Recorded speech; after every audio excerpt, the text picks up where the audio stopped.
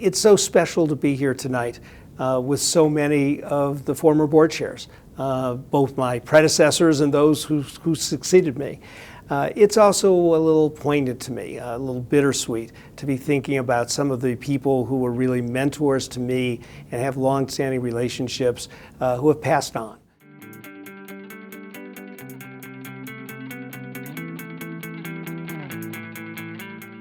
Colonel Melvin Schlesinger founded the Denver ADL office in 1941 and became the first board chair for our Mountain States region.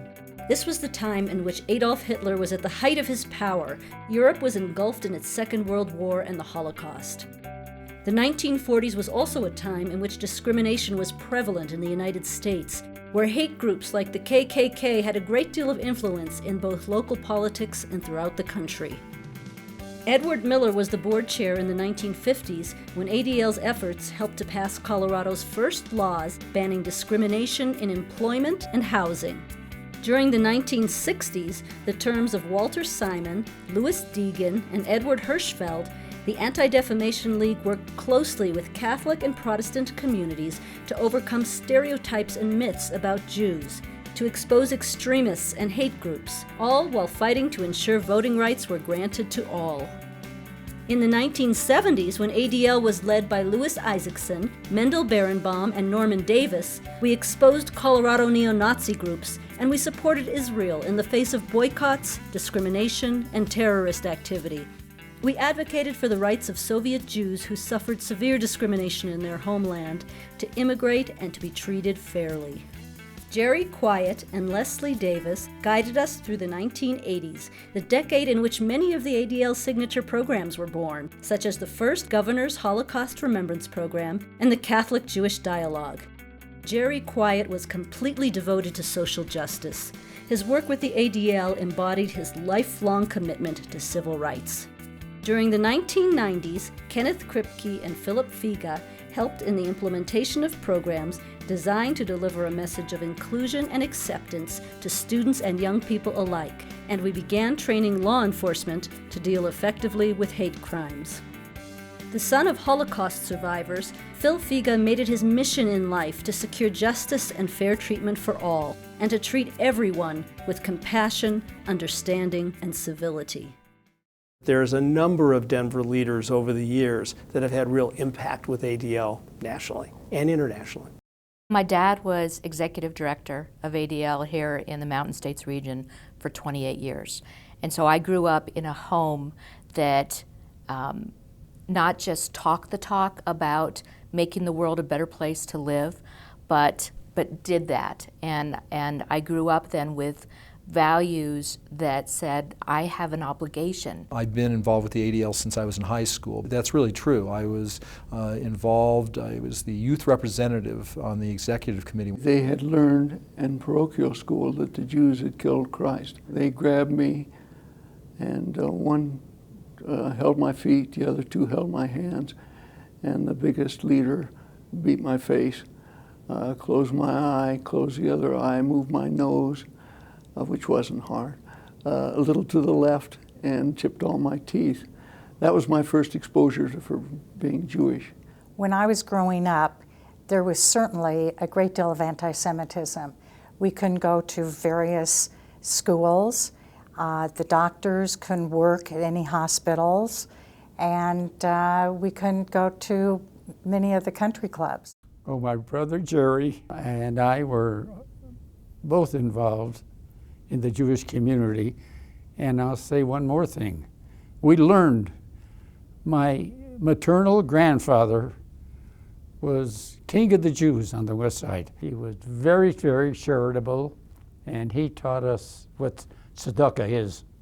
Etched in my memory is a summer afternoon in 1963 when my dad, my sister, and I walked with tens of thousands of others in the civil rights march that Martin Luther King led, and we were just spellbound by his I Have a Dream speech that we watched at the foot of the Lincoln Memorial. When I first came to Colorado, I was an assistant attorney general for the state of Colorado, and my job basically was to enforced the 3 anti-discrimination laws in Colorado, those involving employment, public accommodations, and housing. During my entire tenure on the board, I've served on every committee.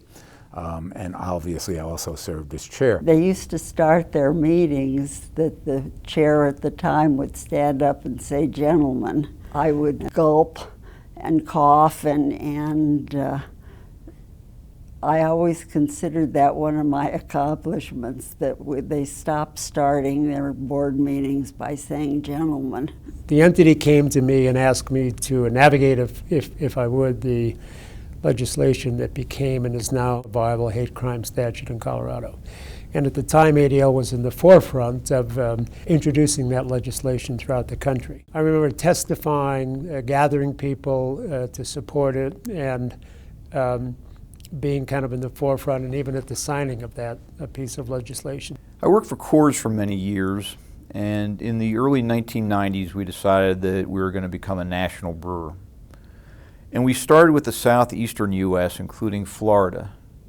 And in Florida, it's dominated by chain liquor stores. And we quickly found out that they were considering boycotting us because we were anti-Semitic. And so Coors became a major donor to the Mountain States region. And very gradually, these things take time, the anti-Semitic onus went away. Meanwhile, I kind of enjoyed my interchanges with ADL here. So I decided to get involved, and 40 years later, I'm still here. The coolest thing about the ADL is the people and the friendships. One year, my daughter Allison came to an annual meeting of the ADL, and at that meeting, several teachers who had brought the No Place for Hate program to their school were honored. Allison, who was a kindergarten teacher, was really inspired by the message of anti-bullying and brought the program to the school. The most heartwarming and inspiring part of that program was a presentation by 600 children, K through 6th grades, of a dance based on Michael Jackson's Thriller with revised lyrics, all promoting tolerance, respect, and just treating people well. I had many highlights with ADL when I was board chair, but one of the main ones that stands out in my mind is when Saul Rosenthal and I led a mission to Austria, Prague, and Budapest. The outcome of ADL's engagement with the Air Force Academy was the development of training programs, which largely were developed to provide anti-bigotry training and religious tolerance training, and create an atmosphere at the Air Force Academy that would be inclusive for people regardless of their religious persuasion.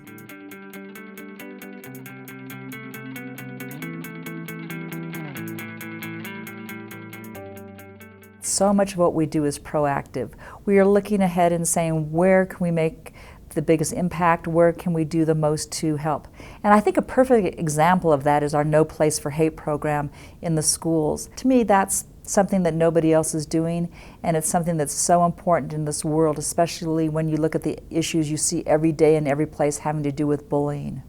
Because we are living in such an integrated society where many of our young leaders have not been exposed to anti-Semitism, I think it's really important to keep reminding the next generation of the Holocaust so it cannot happen again.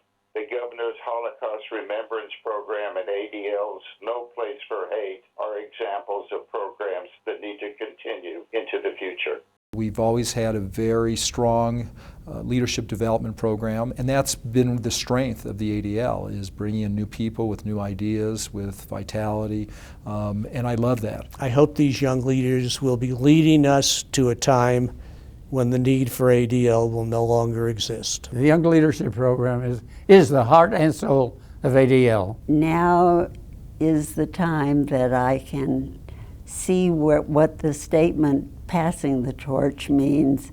Now that I see my son-in-law, Peter Nadell, and alongside with his wife, Sally, active in ADL, and I sort of get to relive many of my days and have great pride in the work that they are doing, and it's very, very nice.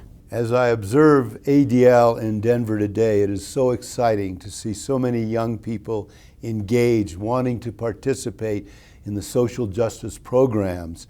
As then I look around at these Alta Cockers that are here with me, this is what really encourages us that the torch will be carried on.